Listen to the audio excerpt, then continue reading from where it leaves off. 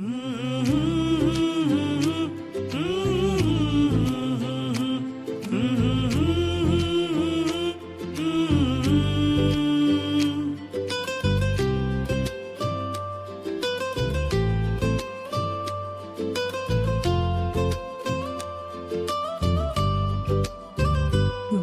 कर स्वयं से, मिल अपने आप से, जाग अब नींद से, चल अपने प्रयास से। जीवन है फसल चिड़िया ये पल, प्रहरी जाग प्रतिपल, राज है गहरा छाया है कोहरा, जाग रख पहरा। उठ अब जाग, भीतर है दाग, जला तू आग, समय है अनमोल, द्वार अब खोल, व्यर्थ न डोल। बात कर स्वयं से, मिल अपने आप से, जाग अब नींद से, चल अपने प्रयास से।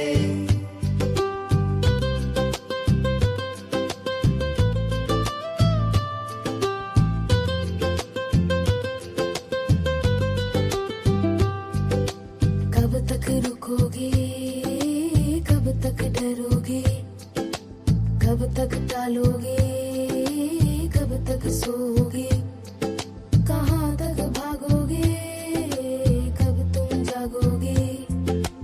आज ही सवेरा मिटा दे अंधेरा, माया का फेरा, दीप जला आज नेत्र खोल, आज रास्ता चुन आज। बात कर स्वयं से, मिल अपने आप से, जाग अब नींद से, चल अपने प्रयास से। मिलन खुद से, बातें स्वयं से, जुड़ निज से। बस सच देख, बस भीतर देख, बस अब देख। सुन अपनी धड़कन, देख अपना गगन, हो जा मगन। खुद से मिलना, भगवान से मिलना, एक ही चाहना। बात कर स्वयं से, मिल अपने आप से, जाग अब नींद से, चल अपने प्रयास से। बस उठ जाना, बस जग जाना, बस मिल जाना।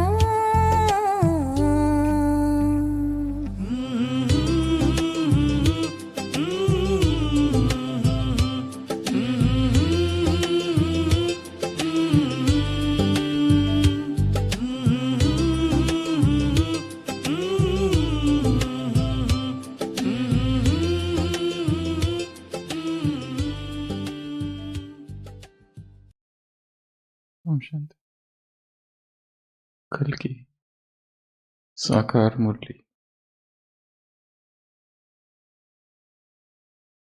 कल की साकार मुरली में एक वाक्य था, देह पर नजर पड़ने से विघ्न आते। सभी अपनी डायरी में इसके 2 उत्तर लिखेंगे। क्यों? अभी लिखना है। देह पर नजर पड़ने से विघ्न आते। क्यों? जिनके पास डायरी नहीं है वो मोबाइल में लिखेंगे। केवल 2 कारण।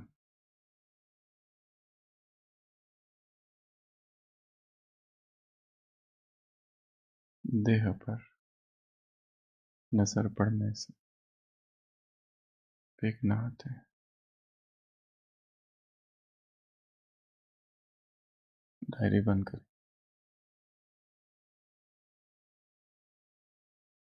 जैसे ही नजर देह पर पड़ती है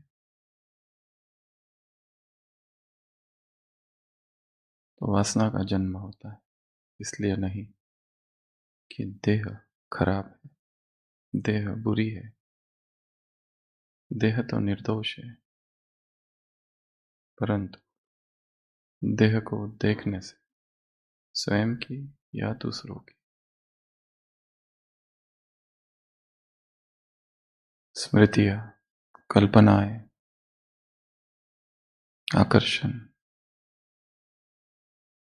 प्रक्षेपण, फैंटेसीज, अपेक्षाएं, सब चालू हो जाता है। जब नजर देह पर पड़ती है तो वासना का जन्म होता है। जब नजर आत्मा पर पड़ती है तो प्रेम का जन्म होता है। तो जो दो कारण लिखे, आंखें बंद करके उस पर चिंतन करेंगे। क्या लिखा? पॉइंट 1, पॉइंट 2, जिसने जो लिखा उसके ऊपर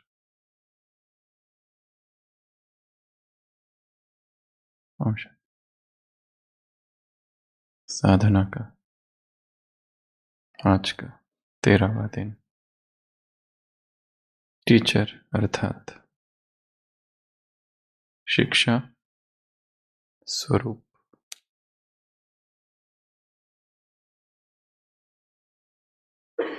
एजुकेशन इन एक्शन।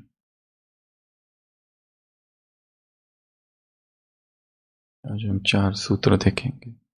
सबसे पहला, स्थिति। शिक्षा शब्दों से नहीं, स्थिति से प्रकट होती है। हम कितना भी किसी को सिखाना चाहे,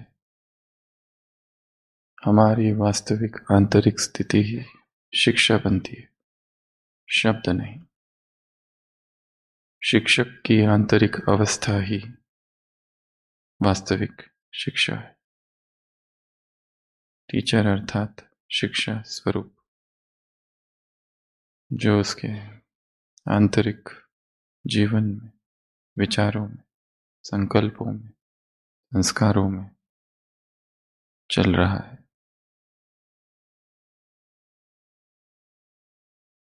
वही बाहर शिक्षा के रूप में प्रकट होता है। यदि वो कुछ और सिखाने की कोशिश करे जो वो नहीं है, तो वो शिक्षा प्रभावी नहीं होगी। हर आत्मा 3 चीजों में व्यस्त रहती है, या फिर ऐसी 3 बातें हैं जिससे वो अत्यधिक प्रेम करती है। वो कौन सी बातें, या वो कौन से अंग्रेजी के 3 शब्द है जिसके अतिरिक्त उसे कुछ भी दिखाई नहीं देता। 3 इंग्लिश वर्ड्स।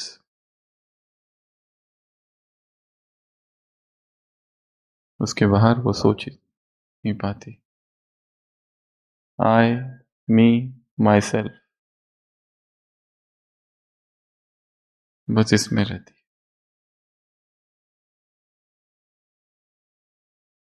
जब विश्व कल्याण का संकल्प आंतरिक स्थिति है, तब अपने आप शिक्षा प्रकट होगी।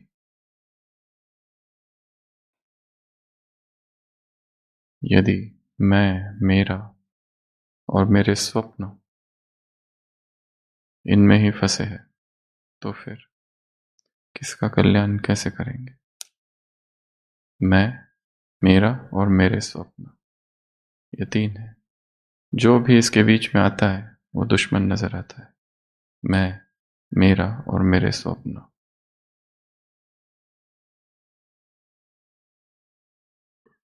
एक गुरु था जिसे बहुत डर था कि मेरा शिष्य किसी और का शिष्य न बन जाए, क्योंकि मार्केट में गुरु बहुत है। बाजार में गुरुओं की कमी नहीं।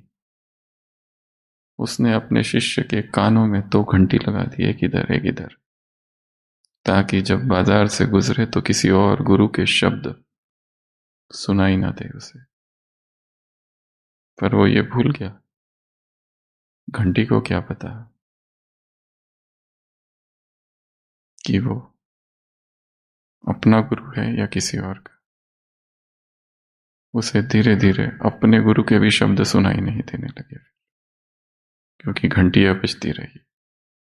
मेरा स्टूडेंट मेरे अतिरिक्त कहीं ना जाए, मेरा सेवा केंद्र।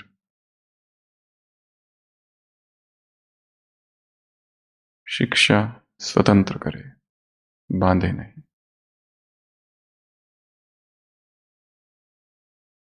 शिक्षा प्रकट होगी किससे? स्थिति से। तो शिक्षा स्वरूप अर्थात स्टेट से शिक्षा दे। दूसरा, स्व उदाहरण से, स्वयं के उदाहरण से। चलना, बोलना, उठना, बैठना या फिर मौन भी शिक्षा दे सकता है।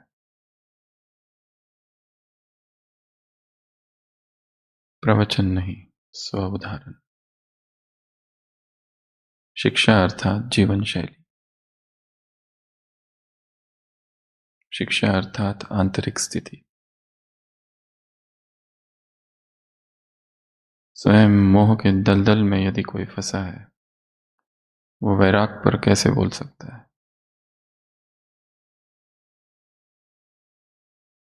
जो स्वयं देह में फंसा है, वो देह के पार सबको कैसे ले जा सकता है?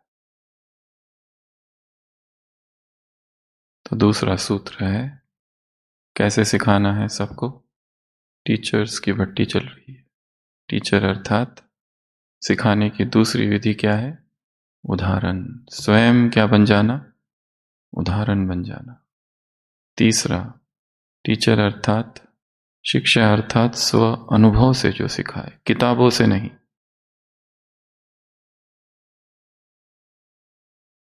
जो शिक्षा अनुभव से उत्पन्न हुई है, वही आत्माओं को बदल सकती है। जिसका आधार उधार का ज्ञान है या किताबें हैं, वो नहीं बदलती।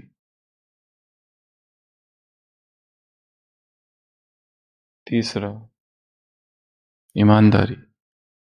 शिक्षा देना कठोर तपस्या नहीं है, ईमानदारी है। जो जिया है वो कहना, अंदर बाहर एक, साफ। और जो अंदर बाहर एक नहीं है, उसको बाबा ने कौन सा शब्द कहा है? खौफनाक, द डेंजरस।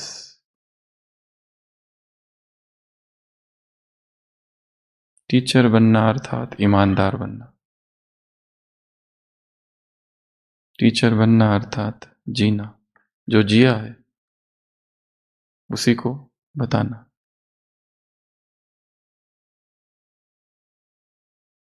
यहूदी संत था एक, बालसेन। उसके पास एक बहुत अमीर व्यक्ति आया और कहने लगा, तुम रहते हो मंदिर में, ईश्वर के घर में, और सारे दिन भर संसार की बातें करते रहते हो। मैं देखो, इतना बड़ा मेरा व्यापार है, कारोबार है, इतना धन संपत्ति है, इतना मैं व्यस्त रहता हूं, फिर भी जब बात करता हूं तो परमात्मा की बातें करता हूं बस, और अध्यात्म की बातें करता हूं। बालसेन ने कहा, इसके पीछे एक बहुत गहरा सिद्धांत है, और संसार का वो सिद्धांत है, व्यक्ति हमेशा वो बातें करता है जिसके विषय में उसे कुछ ज्ञात ना हो। मुझे संसार के विषय में कुछ भी पता नहीं, इसलिए मैं दिन भर संसार की बातें करता हूं। और रही बात तुम्हारी, डैश डैश डैश, व्यक्ति जोर जोर से चर्चा उन बातों की करता है जो उसमें है ही नहीं। जोर जोर से ब्रह्मचर्य की चर्चा वो करते हैं, या फिर संयम की, या फिर और किसी धारणा की, या फिर मर्यादा की, जो शायद खुद ही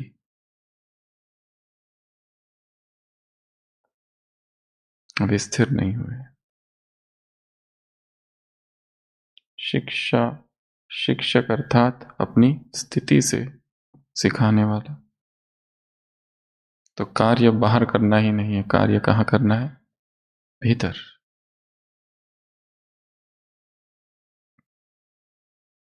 शिक्षा किससे प्रकट हो?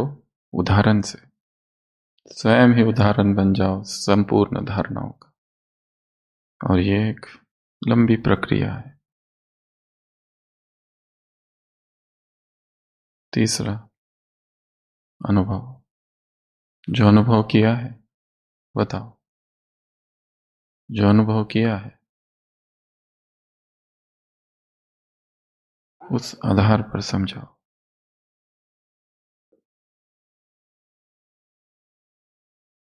और चौथा, टीचर अर्थात सिंसियर, ऑनेस्ट, ईमानदार, सच्चाई।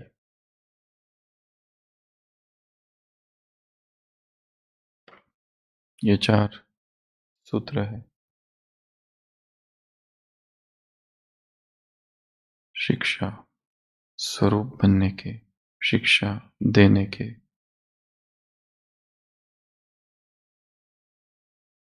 जो वाक्य आते हैं मुरली के, कोई एक वाक्य लेकर उस पर चिंतन करना है,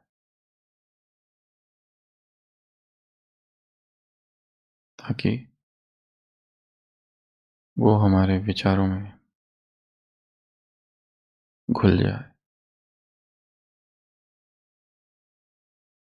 मुरली में असंख्य वाक्य होते हैं, कोई एक को पकड़ो, extract the point, go in silence, एकांत में जाओ, सोचो, चर्न, कोजिटेट, कॉन्टेम्पलेट। जब भी कोई एक वाक्य चिंतन में आता है तो नया प्रकाश प्रकट होता है, नए अर्थ प्रकट होते हैं। जैसे सभी ने जो 2 पॉइंट लिखे हैं, फिर से पढ़ो उसको। जब देह पर नजर पड़ती है तब विघ्न आते हैं। क्यों?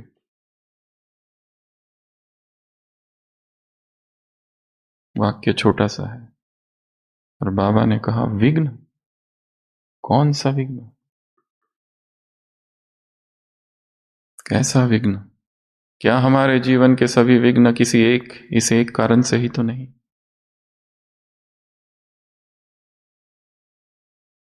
आइडेंटिफिकेशन चालू होता है देह पर नजर पड़ते ही। क्या चालू होता है? पहचान। मैं देह हूं, और जब मैं देह हूं तो फिर मैं चेतना नहीं हूं, और जब मैं चेतना नहीं हूं तो फिर देह की सारी बातें वहां आ जाती है। संस्कार, संबंध, आकर्षण, तृष्णा, प्यास, सब कुछ।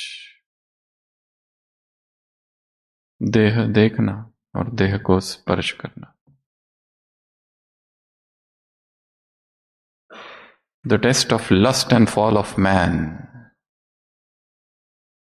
द्वापर से सबसे बड़ा जो कारण बना पतन का, वो क्या था? इस देह को देखना और इस देह को स्पर्श करना। The test of body and fall of man.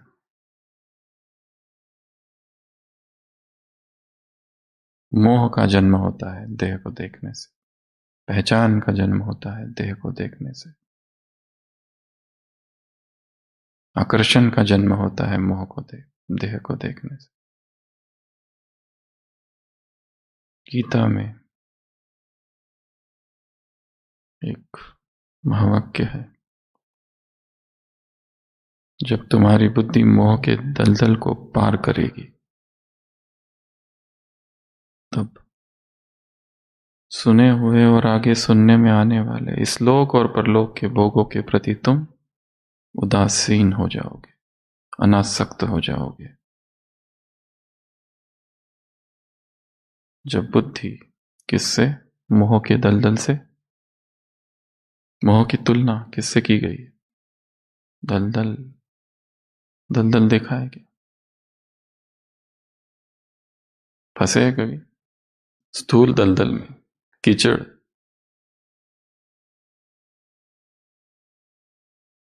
यदा ते मोह कलिलम बुद्धिर व्यतितरिष्यति तदा गन्तासि निर्वेदम् श्रोतव्यस्य श्रुतस्य च। शिक्षक अर्थात टीचर अर्थात स्वयं मोह के दलदल से जो बाहर है। यदि कोई मोह में फंसा है तो विद्यार्थियों के प्रति पक्षपात होगा, बायस्ड व्यू।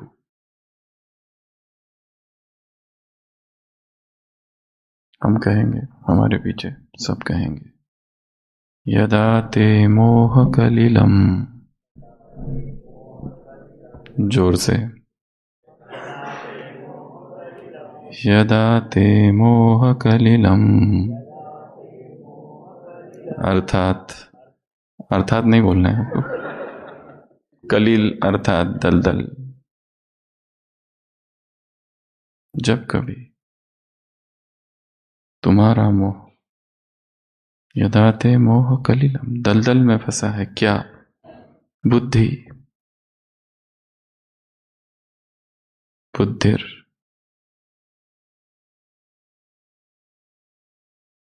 व्यतितरिष्यति, अर्थात जब बुद्धि मोह के इस दलदल को पार कर जाती है, यदा ते मोह कलिलम